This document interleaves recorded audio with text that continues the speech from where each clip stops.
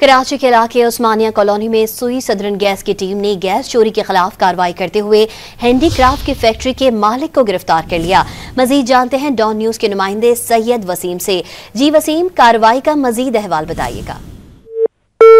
सैयद वसीम से दोबारा राब्ता करने की कोशिश करेंगे, आपको अपडेट करें। कराची के इलाके उस्मानिया कॉलोनी में सुई सदरन गैस की टीम ने गैस चोरी के खिलाफ कार्रवाई करते हुए हैंडीक्राफ्ट की फैक्ट्री के मालिक को गिरफ्तार कर लिया है। मजीद जानेंगे, सैयद वसीम हमारे साथ मौजूद हैं। जी सैयद वसीम, अपडेट कीजिएगा।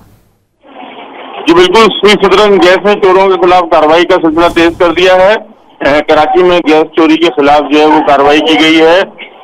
हैंडीक्राफ्ट की फैक्ट्री पर छापामार कार्रवाई में फैक्ट्री मालिक को गिरफ्तार किया गया है। फैक्ट्री मालिक मोहम्मद नासिर कंपनी की मेन लाइन में बराह रास्त गैस चोरी में मुलव्वस था।